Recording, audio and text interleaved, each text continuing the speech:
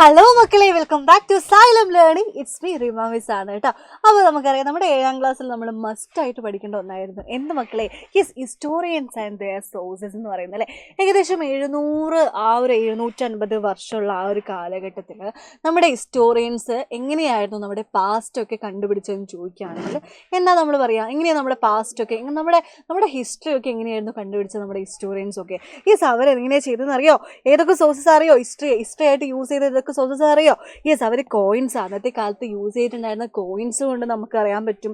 Then ഇൻസ്ക്രിപ്ഷനിലൂടെ, then architecture, അന്നത്തെ കാലത്തുള്ള ആർക്കിടെക്ചറൊക്കെ ഇല്ലേ, അതിലൂടെയൊക്കെ എന്താ നമ്മുടെ പാസ്റ്റൊക്കെ കണ്ടുപിടിക്കുക. ദെൻ ടെക്സ്റ്റൽ റെക്കോർഡ്സ്, എഴുതപ്പെട്ട രേഖകളിലൂടെയൊക്കെ ആയിരുന്നു എന്ത് അന്നത്തെ കാലത്ത് പാസ്റ്റൊക്കെ കണ്ടുപിടിച്ചിട്ടുണ്ടായിരുന്നത്. നോക്കിയോ, ടെക്സ്റ്റൽ റെക്കോർഡ്സ് അന്നത്തെ കാലത്ത് ഭയങ്കര ഇൻക്രീസ് ആയിരുന്നു കേട്ടോ. അതായത് 1780 ആ ഒരു കാലഘട്ടത്തിൽ ഈ ടെക്സ്റ്റൽ റെക്കോർഡ്സ് ആ ഒരു സമയത്ത് ഭയങ്കരമായിട്ട് ഇൻക്രീസ് ആയി നിൽക്കുന്ന ഒരു സമയമായിരുന്നു. നോക്കിക്കോ, ഈ ഒരു കോയിൻസ് കണ്ടോ, ഈ ഒരു കോയിൻസും ഇതാണ് എന്ത്, അതായത് നമ്മൾ ആർക്കിടെക്ചറിലൊക്കെ ഇങ്ങനെ പണി കഴിപ്പിക്കുന്ന സാധനങ്ങളൊക്കെ ഇല്ലേ, അതൊക്കെ എന്താ ഈ കോയിൻസിലൂടെ നമുക്ക് മനസ്സിലാക്കാം. അന്നത്തെ കാലത്ത് എന്താണ്, അങ്ങോട്ടും ഇങ്ങോട്ടും എന്താണ് പൈസ കൊടുത്തിട്ടുള്ള പരിപാടികളൊക്കെ ഉണ്ടായിരുന്നു. അങ്ങോട്ടും ഇങ്ങോട്ടും നാണയ കൈമാറ്റങ്ങളൊക്കെ ഉണ്ടായിരുന്നു. സാധനങ്ങൾ വാങ്ങാൻ പൈസ ഒക്കെ യൂസ് ചെയ്തും നമുക്ക് ഹിസ്റ്ററി മനസ്സിലാക്കാൻ പറ്റും. then അന്നത്തെ കാലത്തുള്ള പുരാണങ്ങളെക്കുറിച്ചൊക്കെ നമുക്ക് എന്താണ് ഇൻസ്ക്രിപ്ഷനിലൂടെ, അതായത് അതിലൂടെയൊക്കെ മനസ്സിലാക്കാൻ പറ്റും. നോക്കാം, അന്ന് പറഞ്ഞു നമ്മുടെ ടെക്സ്റ്റൽ റെക്കോർഡ്സിൽ എഴുതപ്പെട്ട രേഖകളാണല്ലോ ടെക്സ്റ്റൽ റെക്കോർഡ്സ് എന്ന് പറയുന്നത്. ഈ ഒരു ടെക്സ്റ്റൽ റെക്കോർഡ്സിൽ എന്തൊക്കെയാണെന്ന് നോക്കാം അല്ലേ. പീപ്പിൾ റോട്ട് ഹോളി ടെക്സ്റ്റ്, വിശുദ്ധമായ ഹോളി ടെക്സ്റ്റുകളൊക്കെ എന്താണ് ഈ ഒരു ടെക്സ്റ്റൽ റെക്കോർഡ്സിലായിരുന്നു എഴുതിയിട്ടുണ്ടായിരുന്നത്.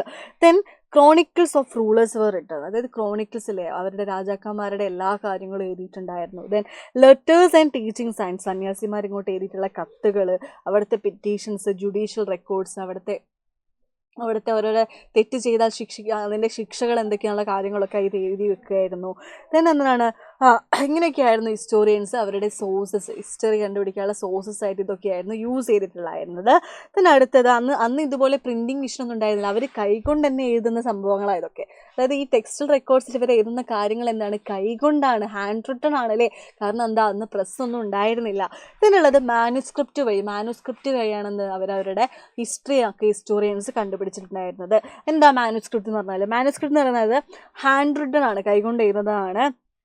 ഇതാരുടെ കയ്യിലാണ്? ഈ അമ്പലങ്ങളിലും പിന്നെ നമ്മുടെ സമൂഹത്തിലെ സമ്പന്നരായ വെൽത്തി പീപ്പിൾസിൻ്റെ കയ്യിലൊക്കെ ആയിരുന്നു എന്ത്, ഈ ഒരു മാനുസ്ക്രിപ്റ്റൊക്കെ അന്നത്തെ കാലത്ത് ഉണ്ടായിട്ടുണ്ടായിരുന്നത്.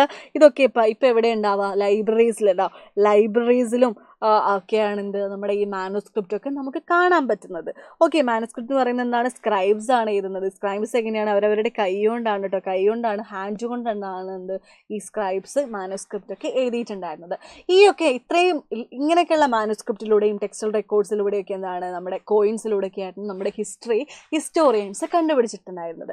അപ്പോൾ ഇതുപോലത്തെ ചെറിയ ചെറിയ വീഡിയോസ് ആയിട്ട് മിസ് ഇനിയും വരുന്നു. ടാറ്റാ, ബൈ.